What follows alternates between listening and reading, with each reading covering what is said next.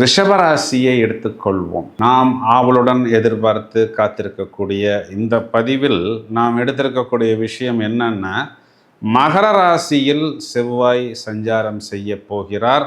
அதாவது செவ்வாய் இந்த மகர ராசியில் உச்சமடைகிறார். ஜனவரி மாதம் 15 தேதி முதல் பிப்ரவரி மாதம் 21 நாள் வரை, கிட்டத்தட்ட 40 நாட்களுக்கு சற்று குறைவாக அங்காரகன், சக உதிரகாரகன், சகோதர காரகன் என்று அழைக்கப்படும் செவ்வாய் உச்சமடையும் பொழுது சில ராசிகளுக்கு இது ருட்சக யோகம் என்று பஞ்ச மகா புருஷ யோகத்தில் வரக்கூடிய ஒரு யோகம். இந்த செவ்வாய் அப்படிங்கிற கிரகம் நிறைய தொழிலுக்கு அதுதான் அதிபதியாக வரக்கூடியது. ஸோ இந்த செவ்வாயின் மாற்றம் நிறைய பேருக்கு தொழில் சம்பந்தப்பட்ட விஷயங்களில் நன்றாக தூக்கி கொடுக்கும். ஒரு சிலருக்கு சின்ன சின்ன இடர்பாடுகள் சந்திக்க நேரிடும். மேலும் பெண்களுக்கு கணவனை குறிகாட்டக்கூடியதும் செவ்வாய்தான், சகோதரர்களை குறிகாட்டக்கூடியதும் இந்த செவ்வாய்தான். குறிப்பாக இராணுவம், போலீஸ், தீயணைப்புத்துறை, மருத்துவம், இன்னும் நிறைய தொழில்களை செவ்வாய் என்ற கிரகத்துக்குத்தான் காரகத்துவமாக கொடுக்கப்பட்டுள்ளது.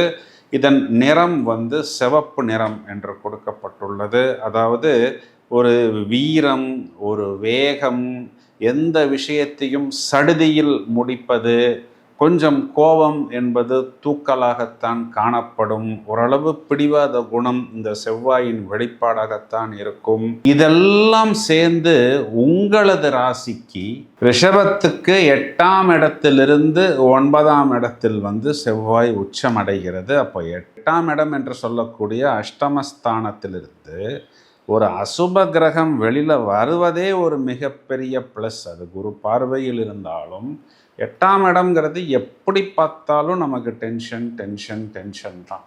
இப்போ 9ஆம் இடம்னு சொல்லக்கூடிய பாகியஸ்தானமாக இருந்தாலும், அது பாதகஸ்தானமாக இருந்தாலும், இந்த உச்சபலம் அப்படிங்கிறது ஒரு திரிகோணத்தில் நமக்கு நிறைய அனுகூலமான பலன்களை கிடைக்கும். என்னென்னா, லாபஸ்தானத்தில் இருந்த சாட்டனுக்கு செவ்வாயின் பார்வை விலகுகிறது.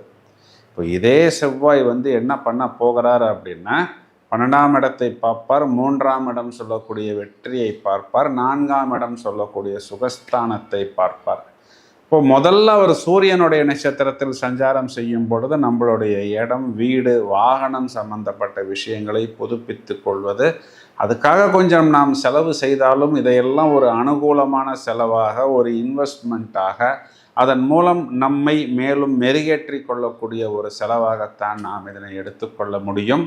இதற்கடுத்து அவர் சந்திரனுடைய நட்சத்திரத்தில் பயணிக்கும் பொழுது பயணங்கள் மூலம் நமக்கு ஆதாயம், பயணங்கள் மூலம் நமக்கு வெற்றி, வெளிநாட்டு தொடர்பு, அதன் மூலம் ஆதாயம். குறிப்பாக ஒரு டெக்னாலஜி, ஒரு கான்செப்ட், ஒரு ப்ராடக்ட்டு, இதனை கொண்டு போய் நாம் வெளிநாட்டில் விற்று அதன் மூலம் ஒரு நல்ல ஆதாயம், லாபம் போன்ற விஷயங்களை அடைய முடியும். பிறகு செவ்வாய் தனது சொந்த நட்சத்திரமான அவிட்டத்தில் சஞ்சாரம் செய்யும் பொழுது உங்களுடைய லைஃப் பார்ட்னருக்கு கூடுதல் பலம் பெறும். சிவராசியை பொறுத்தவரை 7ஆம் அதிபதி 9ஆம் வீட்டில். அப்போது உங்களுடைய லைஃப் பார்ட்னர் கூடுதல் பலம் பெறுகிறார். சார், ஏற்கனவே என்னுடைய லைஃப் பார்ட்னர் கூடுதலான பலத்தில் தான் இருக்கிறார், என் கணவர் ஏற்கனவே ஓரளவுக்கு பராக்கிரமம் நிறைந்தவராகத்தான் இருக்கிறார் என்று நீங்கள் சொல்வது எனக்கு புரிகிறது. இப்போ உங்களோட ரிஷபராசி சகோதரராக நீங்கள் இருந்தால் உங்களது மனைவிக்கு இது காலகட்டங்களில் கூடுதலான பலம் அப்படிங்கிறது கண்டிப்பாக உண்டு. இப்போ இதனை நம்ம நெகட்டிவாக எடுத்துக்கொள்ள முடியாது. ஏன்னா உங்களுடைய லைஃப் பார்ட்னர் பலம் பெறக்கூடிய ஸ்தானம் உங்களுக்கு பாக்கியஸ்தானம். அந்த பாக்கியம் அப்படின்னா குறிப்பாக அது ஒரு இடமோ, ஒரு வீடோ, இல்லை ஒரு வெளிநாட்டு பயணமோ, இல்லைன்னா ஒரு பிஸ்னஸோ, இல்லை உங்களுடைய பார்ட்னர்ஷிப் சம்மந்தப்பட்ட விஷயமோ, இதில் ஏதாவது ஒரு சுப செலவு நடந்தாலும் அது உங்களுக்கு ஒரு ஆரோக்கியமானதாக, ஒரு இன்வெஸ்ட்மெண்ட்டாக, அனுகூலமான செலவாகத்தான் இருக்கிறது. கண்டிப்பாக இது காலகட்டங்களில் உங்களுடைய லைஃப் பார்ட்னருக்கு எங்கிருந்துடா வந்தது அப்படின்னு யோசிப்பது போல் கொஞ்சம் கூடுதல் பலம் காணப்படும்.